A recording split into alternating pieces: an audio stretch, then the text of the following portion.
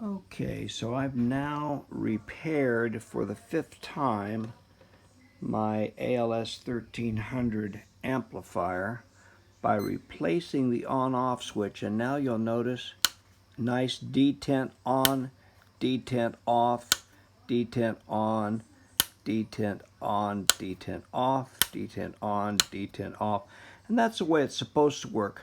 But that switch stopped moving. It would just spring. It wouldn't actually detent switch. It would just spring.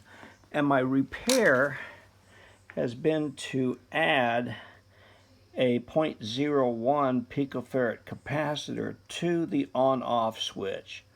Not the prettiest soldering job I've ever done, but it's comparable to what Ameritron did when they removed my clips that made it so much easier to install a new switch. And this time I've added the capacitor across the leads, and hopefully that'll keep the switch from failing on me, and I'll be able to use it for years to come.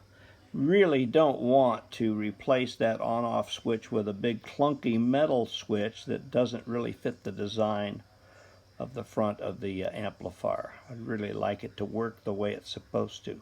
So this is Whiskey 6 Lima Mike Juliet, Terry in Florida, having fun with amateur radio by repairing a fairly new Ameritron ALS-1300 on-off switch for the 5th time since I bought the amplifier.